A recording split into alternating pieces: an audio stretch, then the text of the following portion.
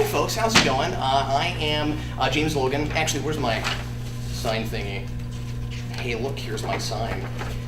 Okay, so I'm James Logan. I'm known as Captain Logan on the line, and I run Geekvolution on YouTube, and we do everything superhero and comic book, mostly. We do all kinds of other stuff, but we kind of call ourselves students of pop culture, and I do weekly comic book reviews and a lot of reviewing of superhero and comic book pop culture. So anyway, that's why I'm here, and I read on average about 10 to 12 books a week.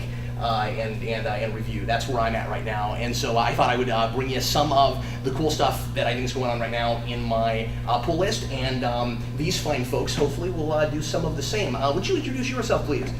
I'm Misty. I read comics, but I don't get to go to comic book shops that often. So when I go, I'm grabbing up all the weird stuff that people are going, wow, I don't know about that. Oh, cool, that's mine.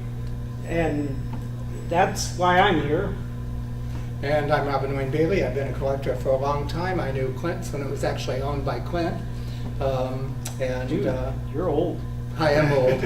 And I'm a mad comic book reader, but I no longer collect anymore. After a while, the collection begins to own you, and so I cleared house a handful of years ago. So now I just read really sporadically stuff that catches my eye or interests me. Still can't resist walking into the comic shop about once a week just seeing what's out there, and that's where I found some really cool independent titles I want to talk about later. Very cool, fantastic. Robin, I'm glad you're on this panel. I was hoping you'd be here, so it's good to see you. And it's good to meet you. So let's go ahead and get started. Let's start off just by going down the line and kind of talking about what our main interests kind of are. I was hoping that this panel would kind of bring in some more independent people because I'm very mainstream.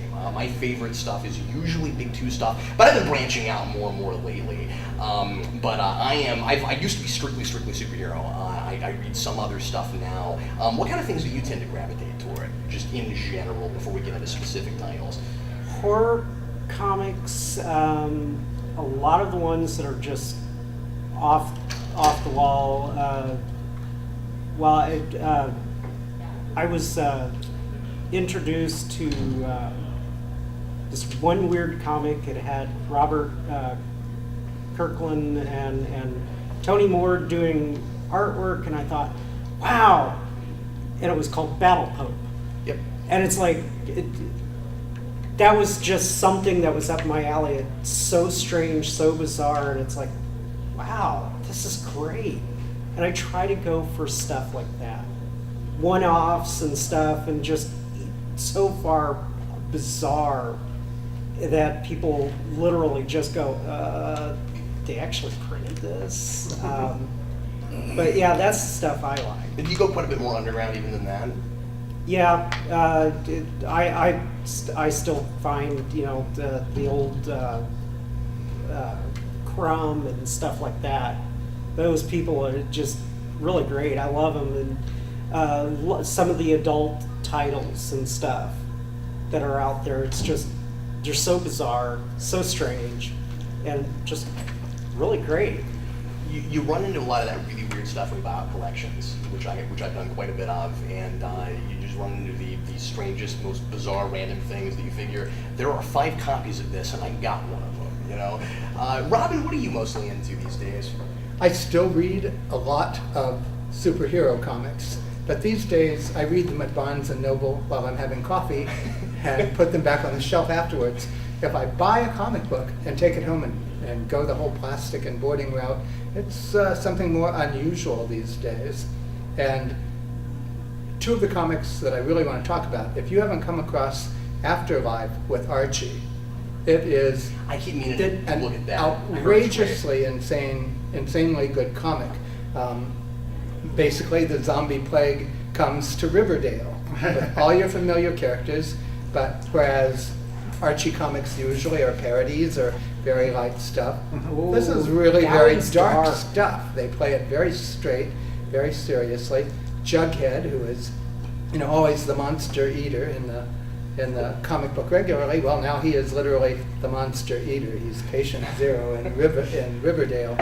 The artist Francesco Yeah, unfortunately, I can't remember. Francesco Francovilla, Francovilla, yeah.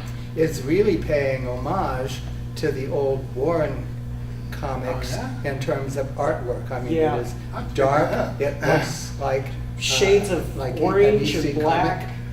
Oh yeah, that's. I'm glad you mentioned that one. That one was when I came upon it. It's like, wow, this is great. It is just twisted. You know, if you like twisted comics, Isn't it this amazing is that Archie Comics is a now good one like to the pick up. trendy ones? and that's one of the Yeah. reasons it's so twisted. You don't expect this from an Archie comic. Yeah. You know, it's bloody, it's gory, and it's all the Archie community you grew up with. Worth picking up. It's worth picking up, if only for the artwork, but that's not the only reason. But Yeah. the artwork is so reminiscent, deliberately reminiscent of the old creepy and eerie and Warren Comics EC style. Take a look for it. There's been a lot of homaging of that kind of stuff lately, and we're seeing that a lot. I mean, everywhere. Cullen Bunn just did a Deadpool mini that way. That was kind of Deadpool is the last surviving superhero in the zombie apocalypse, and it was kind of just Walking Dead. With Deadpool for a minute, and sort of. At first, it sort of seemed like, okay, it's just another zombie thing, and then where they ended up going with it was way different, and ultimately was kind of fun. I didn't like it as well as Cullen Bunn's other Deadpool work. That's actually one of the things I wanted to talk about was Cullen Bunn's Deadpool stuff. He did a book a couple years ago called Deadpool Kills the Marvel Universe. And it's this very meta fiction kind of. Deadpool realizes that he's in a fictional reality, and he's looking for the writer who created him in order to punish the writer for doing all of these horrible things to him. And so he goes and kills the entire Marvel universe. And when he's done with that, he at the end of the book, he goes and finds Cullen Bunn, the writer of the book. And that's kind of fun. And then they did a sequel. Well, he can do that because knowing that it's the Marvel Universe, he can kill the Marvel Universe. It comes back in the next issue. Yeah, sure. Well, and I mean, it's kind of it's kind of an alternate dimension, Elseworld sort of thing. But then he did a follow-up called Deadpool Killustrated. Where and it doesn't match up perfectly because that was a book about comics and about what it would be like to live in a comic book universe that was created as a comic book universe by somebody's brain. The second one was Deadpool going around to all of the progenitor characters in classic literature that were the beginnings of the archetypes of all of the major Marvel characters, and trying to kill them so that the writer couldn't come up with them in the first place, and that was kind of fun. And so you have all of these original like classic literature characters that you're familiar with that Cullen Bunn decides this seems close enough that it might have been the genesis, the spark of these different characters, and so that was really kind of fun.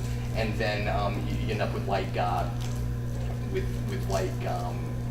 I'm trying to like Nemo is there. I don't know. There's a whole. It's hilarious. Let's just run down the line and throw out some titles.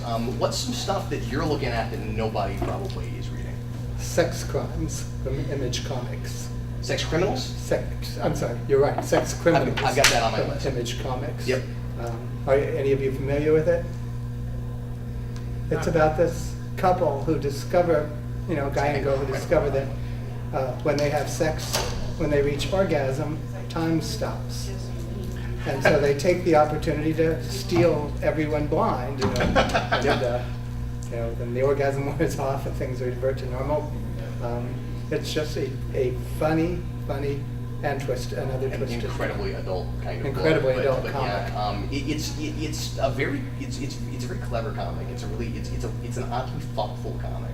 I haven't read a lot of it. A lot of people in my circles were telling me over and over again, you've got to read this book. So I tried a couple issues and haven't, but I'll go back to it and trade. Well, it's a comic that the title alone is what sparked me to pick it up.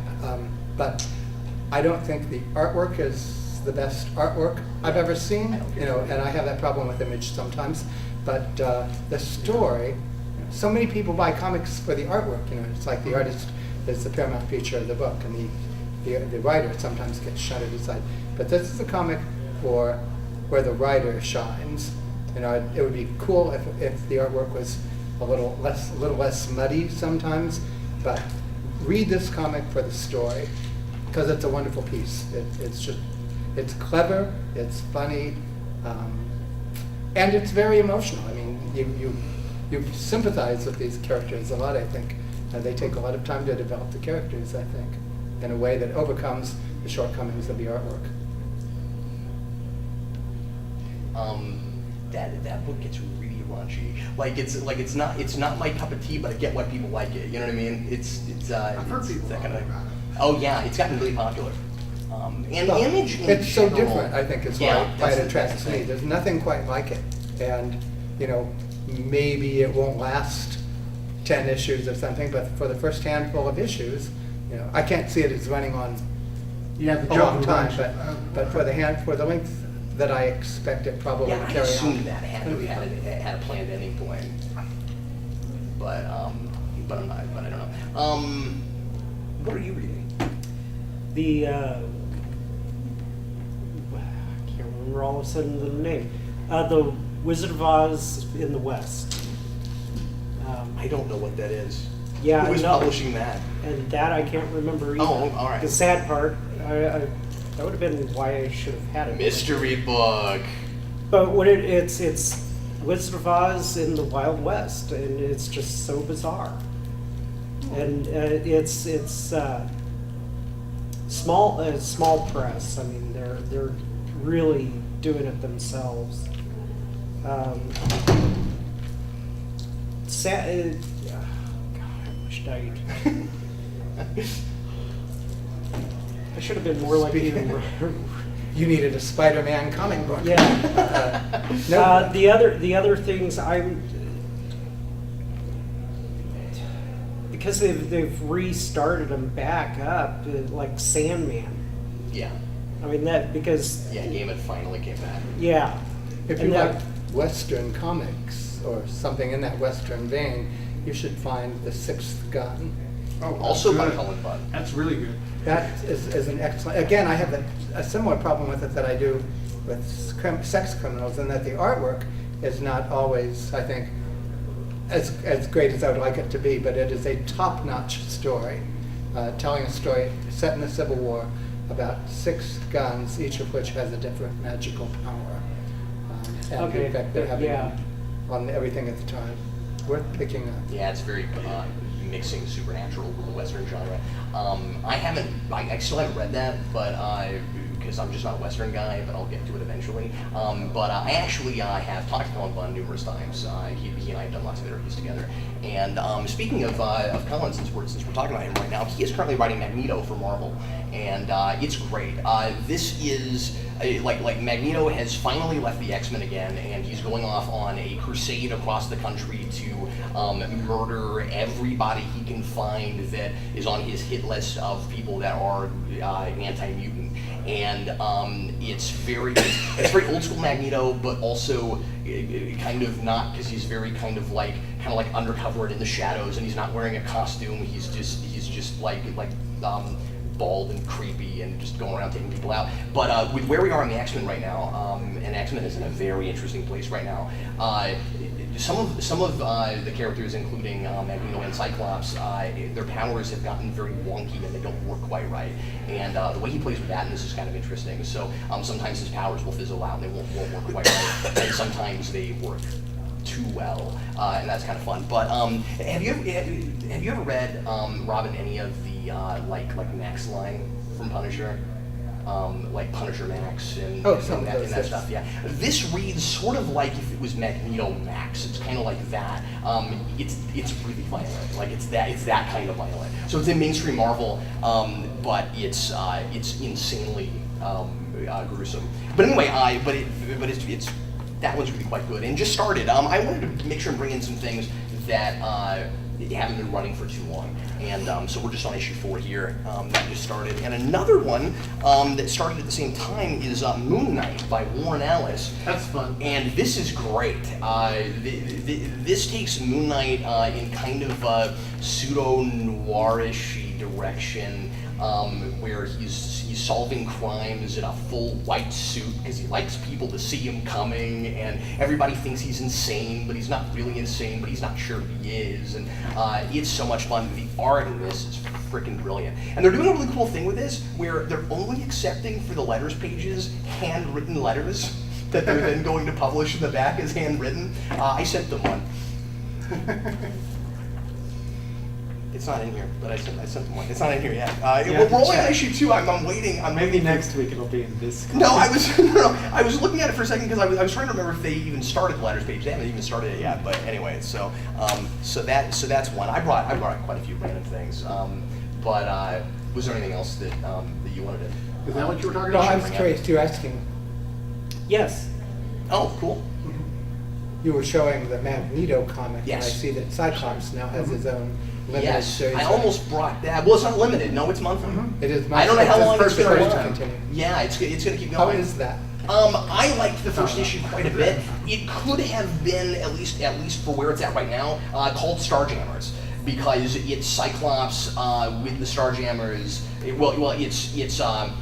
It's the 16-year-old Cyclops. I don't know if you're familiar with what X-Men is doing right now. I kind of gave up X-Men at the end of the last major storyline when you had the 5 Phoenixes and Cyclops took the really dark turn. Okay, so you left after AVX because that's when it got great.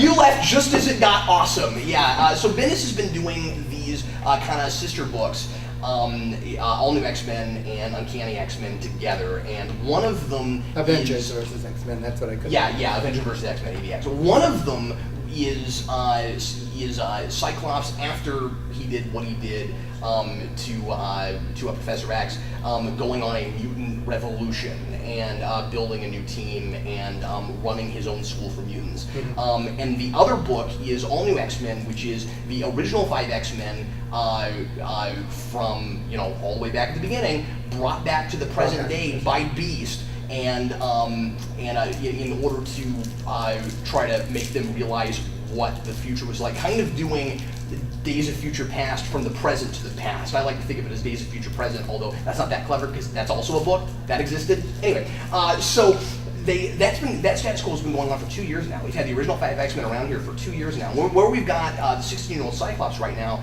is he has left and gone out into space after trial of Jean Grey to travel around the galaxy with his father Corsair.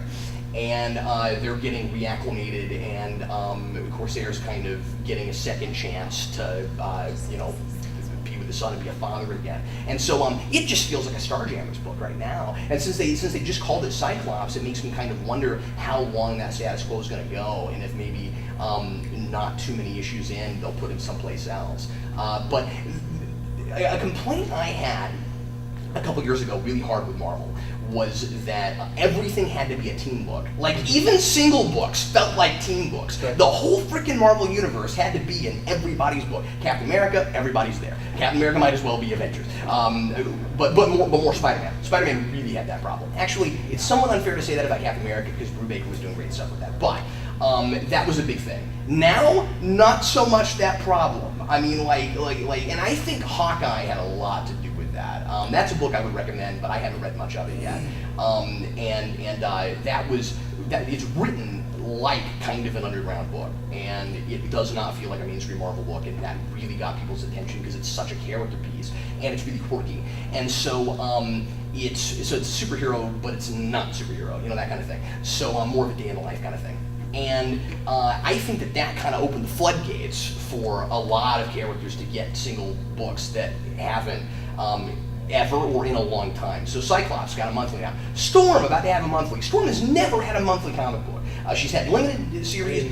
She's about to get a monthly comic book. Magneto is back to a monthly. Gambit had one, but it's been since canceled. Nightcrawler has a monthly right now. So like everybody in the X-Men, this is a Which great time. Nightcrawler? this is a great time to be an well they just brought they just brought Nightcrawler back from the dead, and which we knew inevitably would happen, but the way they did it was kind of interesting because it was sort of like a descent into hell in order to get him. So it wasn't like, oh, he's back now. It was, we have to go retrieve him. So that was kind of fun. But and that was Jason Aaron who wrote that stuff, and I was really enjoyed Jason Aaron. But anyway, so X-Men is in this really fascinating place right now. It's both a great time to be into X-Men and a terrible time to be in X-Men, because if you really like X-Men, there's plenty of stuff for you, but it's all good.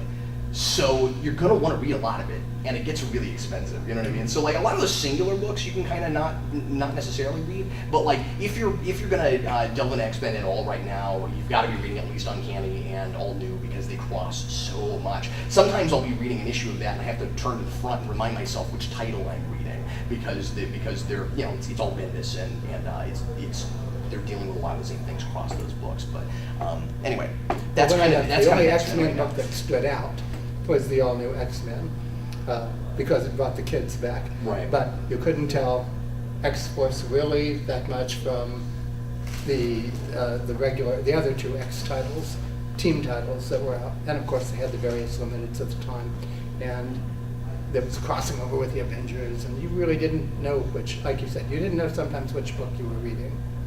The All New had a little bit more distinction, and then it had that twist of bringing the kids into the future. Well, the thing you got to realize though is that it's just one big giant story is the thing.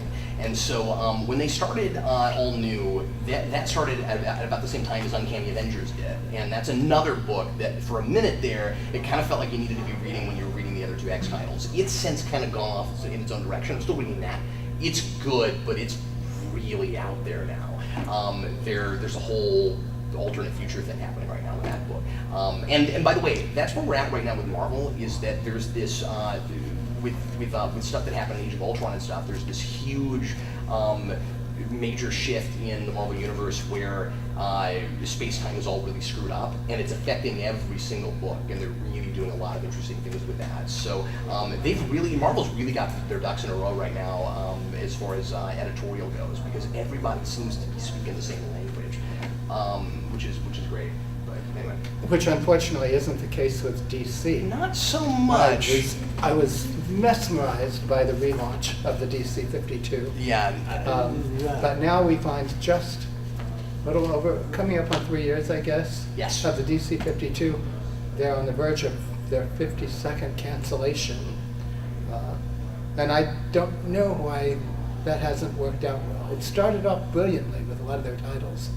Yeah, I mean, I don't fully agree with that. I think it was kind of a mess at the beginning, and I think they did a really good job of making people want to jump on at the beginning. But I think that it was the way they handled it was really temporary. You know, it was like, okay, you're gonna be able to get a bunch of people to start, but you're not gonna be able to keep them with the way they were handling things.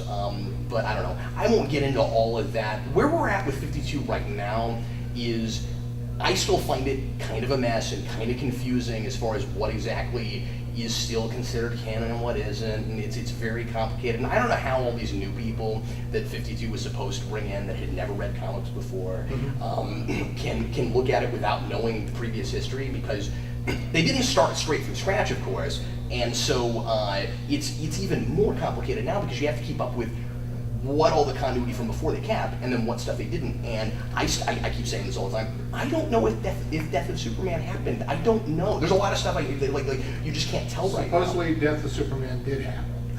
Except for the places where they completely contradicted. I was going to say they've been, it's kind of like you said, they contradict it. There's sometimes they're just going, hey, we're going to go full force with this thought, and then, Well, I here's thought the problem with it. places that they screwed, that it really got messed up, Yeah. was in Superman changed, Wonder Woman changed, many of the characters changed, and Supergirl's personality totally changed, Right. which I liked. But it was like they were terrified, because of the success maybe of the Christopher Nolan titles, they were terrified of doing anything with the Batman books, So all of a sudden, the whole Bat family, Bat universe, didn't fit with what was happening with the Superman side of things. You know, if Clark is basically a youngster and just finding himself as Superman, and Bruce Wayne, meanwhile, still has Dick Grayson out on his own, and Jason Todd is still around as the Red Hood, and There's been 5 I'm rounds. forgetting the other guy Yeah. as Well, leading the Teen Titans. That makes him ancient, you know. Yeah. Well, importantly, what they tried to do is they said that Batman all happened in 5 years, which is hilarious because he had a 10-year-old son. And like so they just like they'll just throw out these things and make and oversimplify it, but then all the same stuff happened. Here's the deal with Death of Superman, though. For a while, it was just an amusing curiosity to me. Sometimes it seemed like it was in canon, sometimes it wasn't, but they were changing all of the not just changing, reintroducing in different ways. Some of them very interestingly, characters that were involved in that whole thing. But then it apparently, I guess, sort of still kind of happened, but maybe some other sort of way. Okay, well now they're doing Doomsday in 52, but still sort of pretending like Death of Superman happened, but Superman is encountering him for the first time, so I don't know how he died! It doesn't make any sense! I have no idea what's going on, and there's a preview for in the back of a lot of books right now. There's a preview for the new arc of Superman that's about to start with John Romita Jr. drawing, which is kind of interesting. And they've got the scene where Clark is walking down a hallway with Perry White, and Perry White is pointing out on the walls like some of the most important Superman headlines. And Superman dies, Superman lives are there and prominently there, and they talk about. They're not just in the background; they're talking about them. I don't know if these happen later. I don't know what exactly is going on, but. So yes, the green suit was just on the entire time, and no one figured out who was under that. It was Superman fights some guy. Yes, that's what. Yes, that's what it was. It was somebody. It was somebody in a CG capture suit, Josh. And well, so the thing, what's really confounding about it to me is that so we just reintroduced Doomsday in kind of an interesting way. And then we have all of those characters that were involved in the Death of Superman that are totally changed. So, like Steel is a totally different character right now. He's really rich and is almost Tony Starkish now, kind of, not personality-wise, but anyway. And then Superboy is a totally different thing. They just canceled Superboy. Did they finally cancel Superboy? They announced the cancellation this month, but. I started off liking that, but then it got real convoluted suddenly, and it's a Superboy from the future now, who's replaced the other one, and it's like complication for the sake of complication. Yeah. It doesn't really lead anywhere. It doesn't really change anything. And was there a creative team shift on that book? I can't honestly answer. Because I didn't read it, so. I was part of the problem there. I don't know. I read the first issue, didn't care for it. So, but then Cyborg Superman is Zor-El in DC continuity now. The father of Supergirl. They turned into Cyborg Superman. And that's kind of cool. It's interesting. And then Doomsday is a creation from Krypton now. He didn't used to be. They went the Smallville direction with that. There's this really weird. The introduction to him, the actual introduction before they bring him on Earth, is a one-shot that they did during Villains Month. They did Doomsday, and it is truly bizarre. And there is a prophecy on Krypton of Death of Superman. So Death of Superman is prophesized on Krypton. I don't know if it's happened yet. And they got the paper about it from. That must be what happened from the future. So what happens? So what happens? And actually, I've got I think one of the issues that starts this. Superman Wonder Woman reintroduced, which by the way is another book that I'm recommending. Superman Wonder Woman reintroduces Doomsday, and it brings Doomsday in from the Phantom Zone. He's in the Phantom Zone, and he comes in the first issue of this, which is some really great artwork. Who is drawing that? It's not the guy that's drawing this, but anyway, they bring in Doomsday, and he cleans Superman 101's clock. Like we finally have a strong, difficult to beat Doomsday again. And then they manage to send him back to the Phantom Zone. Like he breaks 101's legs and stuff. Like and they manage to get him back into the Phantom Zone. And then when he comes back again, and I kind of wondered why they reintroduced him. I was like, why don't you just do it now for this Doomed event that you're doing? It turns out that the Doomsday that they fought in the first place was a larva. It was a larva. And that the actual adult Doomsday is even harder to beat, and they send Superman up against him because they say that he is the only person that could last more than 17 seconds in a fight with Doomsday, which I was like, this is really cool. We are making him a force again, and then the way Superman beats him is a little bit too fast. But they made him a force again. That was cool. And then they're doing this whole weird infected thing where Superman is becoming Doomsday. And that's really interesting. So they're doing some really cool and quirky and strange things that I'm enjoying. So it's hokey, but I'm enjoying it. But then I don't know if Death of Superman happened in this universe, and it's kind of driving me absolutely insane. Because Death of Superman is one of my favorite things ever, and I collect Doomsday, which is why I'm reading this stuff. So anyway, I'm done rambling about it. But it sounds to me like a symptom But I do that I recognize see with DC too much. Even Marvel to some extent, the mainline superhero comics. Yeah. They run out of ideas. Oh, what do we do this Go back to month? the well. Let's go back to something we've done before, Doomsday, and maybe give it a small twist, or maybe say it's an alternate dimension or something. And it's just like, are these people at the two main flying comic companies, are they so out of ideas that they don't know what to do with their own characters? And And it doesn't matter that he's been around 38, And- since 38, There's got to be something you can do fresh and different. I completely agree with you. The- But then I'm part of the problem because I collect Doomsday. It's all my fault. See, I have a problem with the new 52 stuff because, okay, I'm a fan of the villains of, like, Batman. I've always never was a fan of Batman himself, but the villains was always my favorite. Ripping the Joker's face off It's weird. Yeah. pissed me off. I was pissed. I said very bad words, and I can't read it. I mean, I've since then picked up some of the Death in the Family thing that they were doing. Okay, but it really, just really great. I just couldn't. You take the guy's face off. You've taken what has been the main focus on this character. You've taken it away. When they were, they took and killed off all of the Harley Quinn comic book, and then put her with the Suicide Squad. Shot her as she went after the Joker's face. It's like, okay, they've totally changed her. They went. She's a and- super genius now. Yeah. Harley Quinn is a super genius now. And it I don't care for it. Like Wile E. Coyote ran away, right? I read, yeah. I mean, the thing is, she's got a monthly now. I don't know if you know that. Oh yeah. I read the first issue of it, and I actually kind of enjoyed it, but it's just I kind of got to look at it as They sort were of a different character, you know. They were trying to make it go back to the old, but they were sticking with the quote-unquote new Harley because from the Suicide Squad and everything. Yeah, they're trying to have their cake and eat because it too. Yeah. because they're really. I mean, she's what are they calling her? The roller derby Harley. I mean, that's everybody keeps saying that. It's like, oh, she's roller derby.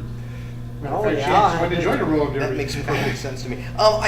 Since we're sitting here dogging on DC, though, I do want to recommend some more DC stuff because despite weird inconsistencies and bizarre things with DC, and can we just stop calling it 52? Why are we still calling it that? It's not new anymore. It's been 3 years. We don't have specifically 52 titles. I don't know what that number means anymore. But you're right. Maybe they should keep it around at least until they have exactly 52 cancellations. Maybe you're right about that. I didn't know about that number. I'm in love with that. It's hilarious. 47, they canceled. Are you serious? 47? Yeah. I love that. That's hilarious. I don't love that. They canceled some good stuff. We need to resurrect your man. That's all I'm saying. Anyway, but So I'm going to I'm going to recommend a few things. There are a lot of great DC 52 titles right now, despite wonkiness, and I find that the ones I like the most are the ones that seem to stand alone just fine on their own. It's so weird because I've never been a Green Lantern fan. Cannot get enough of Red Lanterns. Freaking love Red Lanterns. It's great. Do you know about the Supergirl thing? I have. They have made Supergirl a Red Lantern, and it's fantastic. It's such a different direction to take her. And so right now, it's like I'm getting Red Lanterns twice a month, and I really like it. They're crossing the stories up really well. And so Kara Zor-El right now is a Red Even there, Lantern. though, that's sort of what I meant about them not having fresh ideas, because it wasn't that long ago that they made Monel a Green Lantern. Oh, okay, all right. Well, I didn't know about that though. All right, but in my defense, I didn't know about that. Take And a Kryptonian, give him a power ring. A power ring, yeah. See what happens. Okay, fine. But in Supergirl's defense, and in Bedard, and in Charles Soule's defense, one of the big complaints at the beginning of Supergirl that a lot of folks had was all Supergirl does is hit things. Like she's just so angry that she lost her planet and she can't figure out how to live on Earth and how to acclimate herself, and she's kind of just constantly yelling and angry and punching stuff. And they did something with it. Like that's what I like about it. Like you know, if she's got that much rage, it makes perfect sense to give her a Red Lantern ring. So I'm just saying that within the context of the story, I love that. But she hasn't used yet. What do you mean she hasn't used it? She got, what was they went after, oh gosh.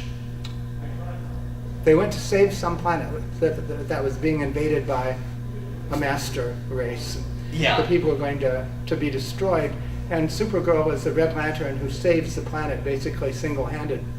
But one of the major Red Lanterns complains that she didn't use the ring.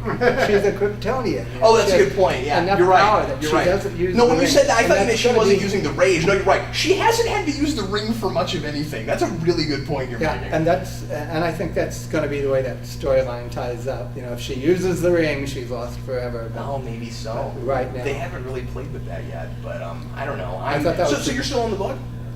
I followed the book. I haven't seen the last month's issue. Or so. Okay, yeah. This was just this last week.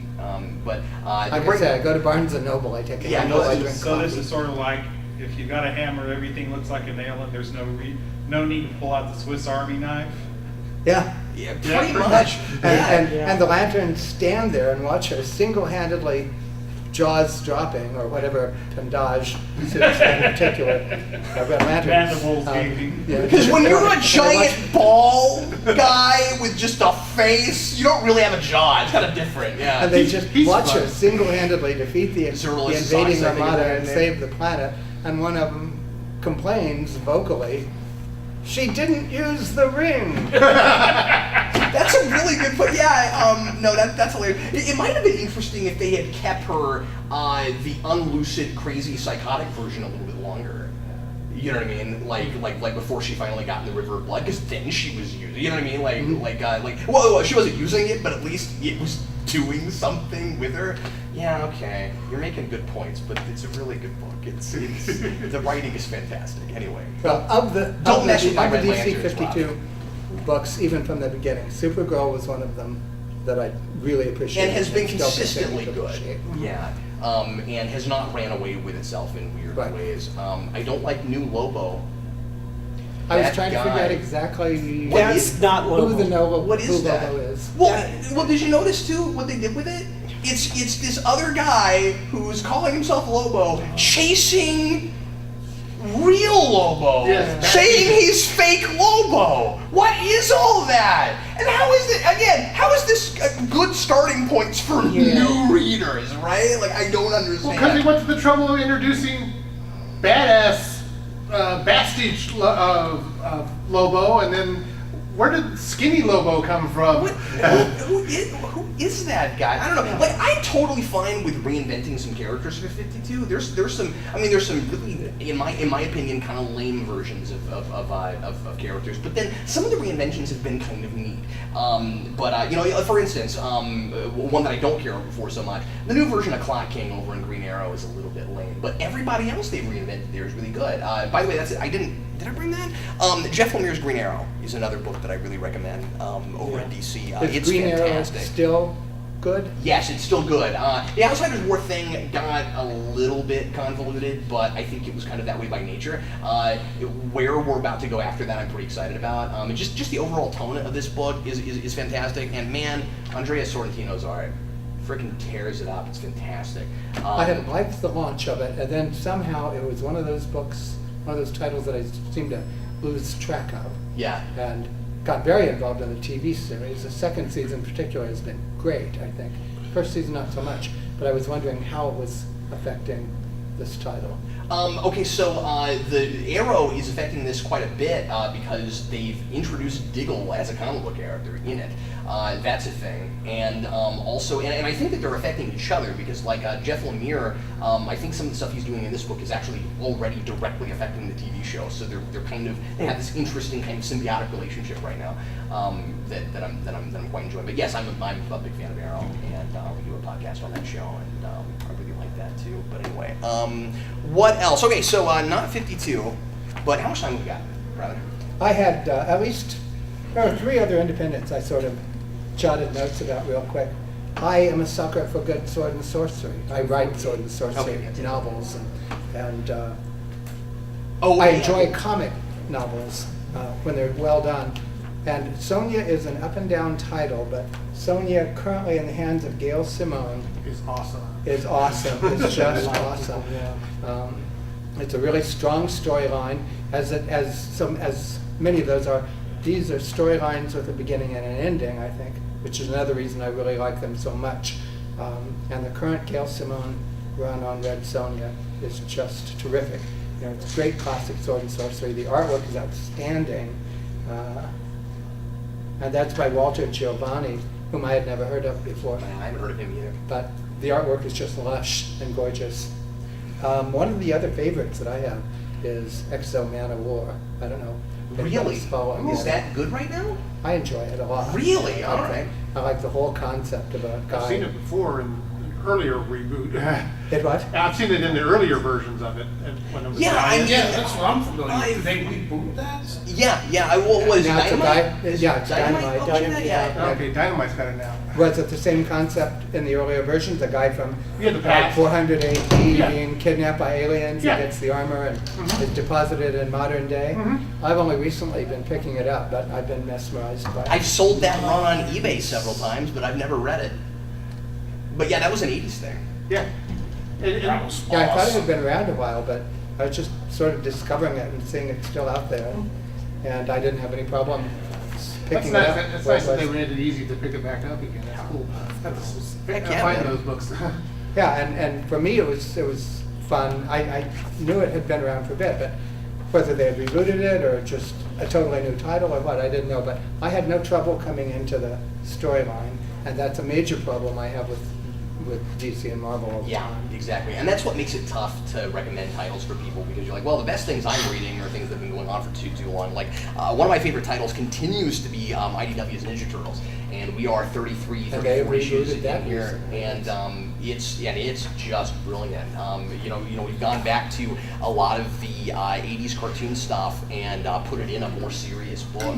And the characterization of this thing is fantastic. You get really caught up. Like, it's a very good for adults book. It's fantastic. But yeah, I continue to recommend that. But again, it's been going on for a while now, so like it's a very expansive universe. Something I wanted to recommend that's very much off the beaten path is a book by a friend of mine named Justin Cristelli. He has a little press in Virginia called Primal Paper, and it's 4 or 5 guys that all write mostly stuff based in the town they live in. They live in Norfolk, Virginia. It's an old marine town, and they like a marina kind of place. And Justin's book is called Red Knight. This is I brought this one because it's my favorite issue of it, and I really love Shiloh Penfield's artwork. But this is I think we're up to issue 7 now. He puts this out usually about every couple months. He's pretty consistent with it, and this is of course really underground stuff. And I wanted to bring something like that, but it's really good. This is it's superhero, and it's the tagline for it is the last optimistic man in a cynical world, and the idea is it's a world where the where people weren't allowed to be superheroes anymore except for like a few that the government uses. And then this guy growing up always wanted superpowers. He finally gets them, but he's not allowed to use them for anything. And so what does he do? And that's kind of the crux of it. But it's a black and white book. Take a look at Shadow's artwork. Like it's just marvelous. That girl can draw birds, man. No, that's stock. That's good stock. Wow. It's nice art. But that's definitely something I would recommend, and there's a lot of cool stuff that they're doing over there. There's a book called The Legend of Willpower by a neat guy I've talked to a couple times named Vince White. I really want to work with Vince White. He's a marvelous artist. I couldn't readily find that, so I didn't bring it. But it's this really quirky kind of all ages book about a guy named Will who instead of getting superpowers, the whole universe becomes less dense. So he, as a normal person, becomes super, which is kind of a fun concept. He does a lot of neat sci-fi stuff like that. So that's really fun. But anyway, so that's some stuff that I recommend. I brought some sheets for everybody of things that I'm reading right now that I recommend, and I'd like to pass these out to everybody. I put, you know what? Veil is on here from Greg Rucka. That's another interesting book. So I put some indie stuff on here. I put a few kind of offbeat Japanese stuff on here. And I should make a plug for the comic company that I work for once in a while. Oh yeah, absolutely. Go ahead. Moonstone is doing some interesting stuff if you're interested in pulp heroes and pulp revival material. I had been enlisted to write a team-up comic for them for the Spider and the Domino Lady, but that fell through in a weird sort of way with the people who owned the rights to the Spider, and it's now going to be a Black Bat and Spider and a Domino Lady. And a lot of you will never have heard of the Black Bat. He was a That could be cool so I too, got a little though. bit Like, of attention, and at that point, I sort of walked away from the project. oh, okay. So you didn't want to deal with that. I won't be working with that, but Okay. they've got a lot of good pulp revival characters coming out of Moonstone. So they lost the Spider completely? They've lost the Spider completely. man. Another company is doing They were doing that. a lot of stuff with them, and I know you wrote some of it. Man. And that was my prime reason for taking on the comic. But once that was out, I was out too. And the guy who Do you does, think you might do other things with them down the road? I hope to. It would be fun to do, but we'll see how that goes. Well, folks, there's another increasingly panel coming in. interested writing stuff that I have control over. Thanks for coming. Hopefully that gives you some cool ideas of things you might like to take a look at. Thank you. Pledge.